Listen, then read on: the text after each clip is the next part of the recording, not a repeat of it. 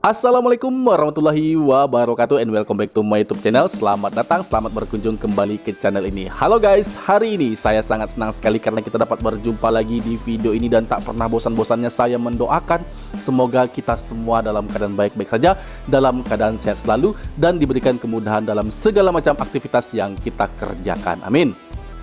Oke, di sini ada pembahasan lainnya terkait ya guys ya. Kita akan membahas tentang cerita dari Kak Ika Wulandari. Nah, pastinya Anda semua mengetahui siapa itu Kak Ika Wulandari, yang mana channel dari Kak Ika Wulandari ini selalu memberikan edukasi dan informasi yang sangat bermanfaat bagi kita semua. Nah, di sini ada pembahasan yang akan kita angkat terkait tentang pernikahan ataupun perkawinan Rohingya yang menikahi orang Indonesia tapi menikah di Malaysia guys. Nah, ini bagaimana statusnya guys ya, status pernikahannya. Apakah benar-benar berizin atau bagaimana secara kan menikahnya di negara Malaysia guys. Nah, bukan hanya pertanyaan itu bukan hanya muncul dari saya saja guys, namun ada banyak orang yang mempertanyakan hal itu. Bang, bagaimana orang Rohingya jika menikah dengan orang Indonesia, statusnya bagaimana?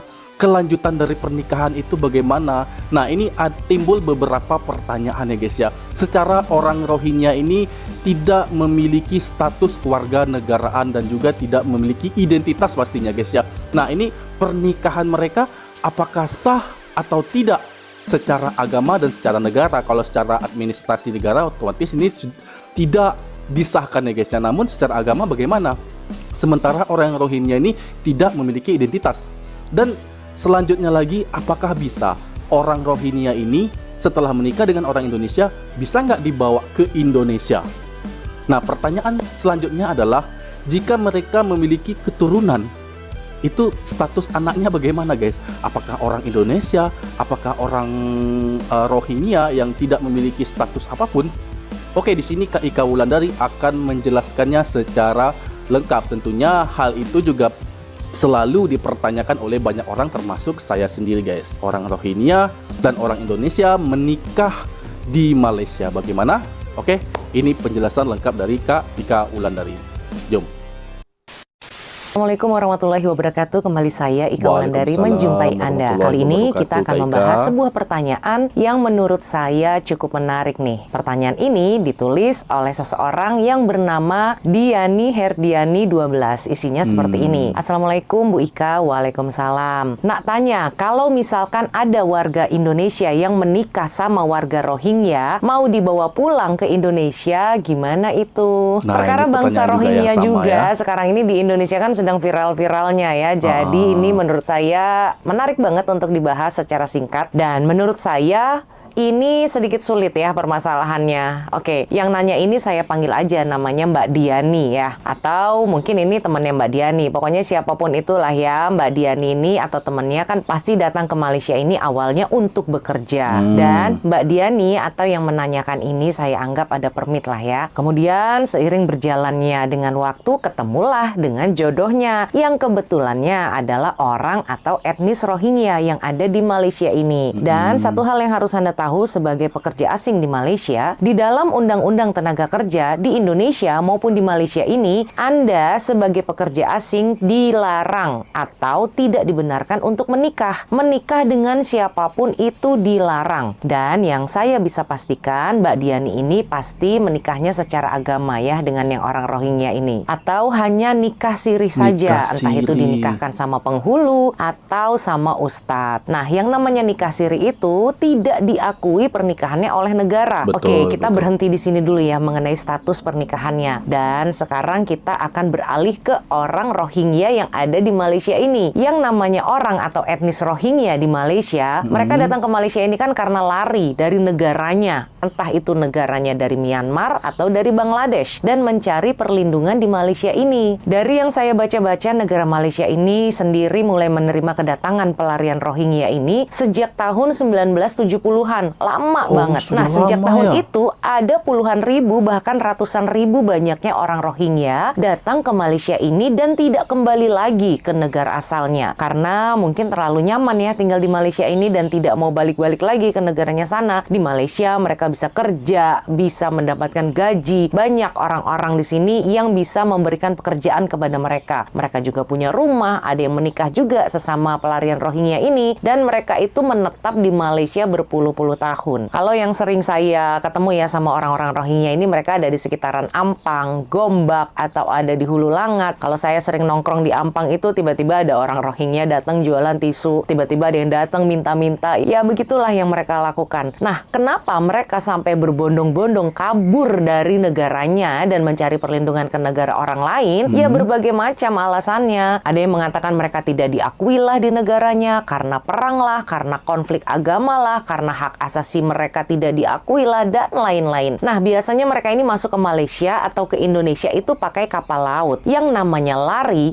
yang namanya pergi dari negaranya, mereka ini tidak punya identitas apa-apa. Mereka masuk ke Malaysia tidak pakai paspor. Kadang mereka itu cuma bawa baju di badan aja nih. Dan begitu sampai di Malaysia, mereka akan didata oleh sebuah lembaga kemanusiaan yang namanya UNHCR. Dan mereka akan diberi sebuah kartu. Cuma pegang kartu aja nih, kartu UNHCR itu. Nah, kartu ini nggak berlaku untuk di luar Malaysia dan nggak punya kekuatan apa-apa. Jadi, kalau mau dibawa keluar Malaysia, ya suaminya yang etnis Rohingya ini bikin harus paspor. punya paspor. Iya. Karena paspor inilah yang menandakan seseorang itu berasal dari negara mana. Setuju. Jadi, yang pertama harus dilakukan ya buat paspor dulu di kedutaan negara asal dia. Apa negaranya? Myanmar atau Bangladesh. Tapi saya yakin sejuta persen kedutaan Myanmar ataupun Bangladesh tidak akan memberikan paspor ini kepada para pelarian Rohingya. Karena secara logisnya kan mereka datang untuk mencari perlindungan dan pergi dari negaranya karena mereka tidak punya kewarganegaraan. Mereka itu stateless. Mereka jelas tidak akan bisa mendapatkan paspor karena paspor merupakan identitas kewarganegaraan seseorang. Nah, kalau mereka tidak punya kewarganegaraan, gimana mau buat paspor? Di negaranya aja mereka tidak diakui sebagai warga negara Myanmar atau sebagai warga negara Bangladesh, apalagi di Malaysia ini. Dan satu hal lagi yang harus Anda ingat, di Indonesia sekarang ini sedang panas-panasnya soal pelarian Rohingya yang tiba-tiba berdatangan ke Indonesia, khususnya di Aceh. Mereka datang naik kapal yang kalau kita lihat di video itu kapalnya kayu, udah reot gitu, dan mereka ribuan kilometer berlayar dari negaranya ke Indonesia. Kalau dulu dari tahun 2012 itu sebenarnya negara Indonesia menerima mereka, tapi orang Rohingya itu datang ke Indonesia hanya untuk transit atau untuk istirahat sementara sebelum mereka melanjutkan perjalanan ke Malaysia. Karena yang dari saya baca, Malaysia merupakan negara kedua terbesar yang menampung orang Rohingya ini. Yang pertama adalah Bangladesh. Kalau di Bangladesh mereka ditempatkan di sebuah camp pengungsian. Tapi kalau di Malaysia mereka sepertinya bebas, nggak ada camp penampungan yang mengurung mereka. Mereka punya tempat tinggal, mereka nyewa rumah flat, mereka punya kerja, Malaysia punya terlalu gaji baik dan sama lain-lain. mereka ya, Makanya Malaysia ini menjadi negara favorit tujuan mereka datang, bukan ke Indonesia. Semenjak ada viral-viralan, mulai kita tahu bahwa orang-orang Rohingya ini sebelumnya juga sudah pernah datang ke Indonesia. Kalau yang kita lihat di video itu kapalnya mereka itu benar-benar udah kayak mau hancur gitu kan. Kapalnya kayu, sudah reot banget, diisi sama penumpang ratusan orang berdesak-desakan begitu. Udah kayak One Piece aja itu gimana apa ya. Dan karena sudah sampai di Aceh, ya mau nggak mau kan diterima juga tuh. Walaupun sebenarnya Indonesia dan Malaysia ini tidak punya perjanjian konvensi apa-apa untuk melindungi pelarian Rohingya ini. Tapi karena atas dasar kemanusiaan, ya ditampunglah sementara mereka ini. Di Aceh mereka dikasih tempat perlindungan, dikasih makan, dikasih tempat tinggal. Tapi seperti yang kita saksikan di Aceh sana, begitu diterima satu kapal, loh kok datang lagi kapal-kapal yang lainnya, dan sampai sekarang sudah 1000 lebih itu orang-orang 1000 Rohingya yang lebih ada di di Aceh. Aceh, Dan ya. akhirnya warga-warga Aceh menolaklah kedatangan orang-orang Rohingya Ya, ini setuju, Kak. karena ribuan orang Rohingya ini nih bikin kita semua di Indonesia ini jengkel banget ngelihatnya. Dari video-video yang viral beredar itu kan benar-benar sepertinya mereka nggak punya sopan santun, nggak punya adab, dan benar-benar menyulut emosi kita semua sama tingkah lakunya. Dikasih makan gratis, protes karena kata makanannya terlalu sedikit. Terus pemerintah Aceh itu sudah berbaik hati untuk kasih bantuan makanan sama mereka.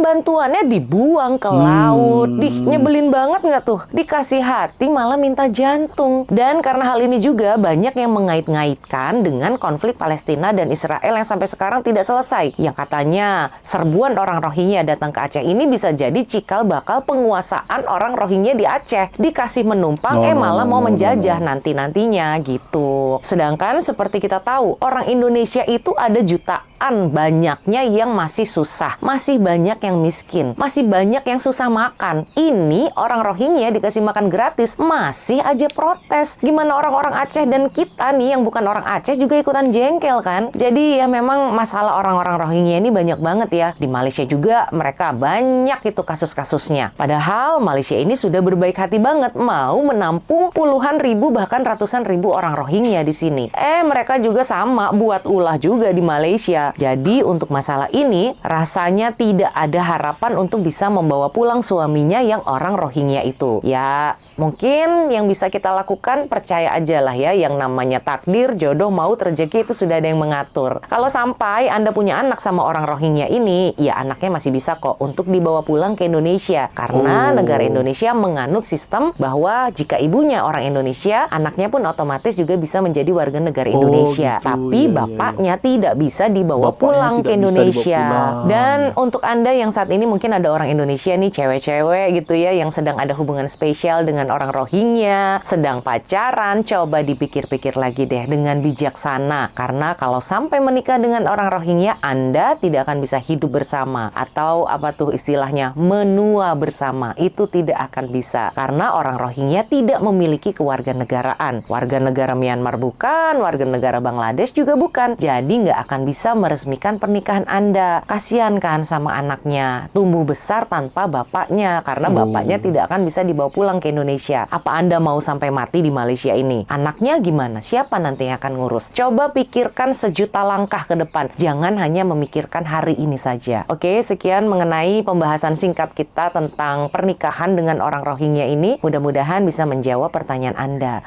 Saya Ika Wulandari undur diri. Wassalamualaikum warahmatullahi wabarakatuh.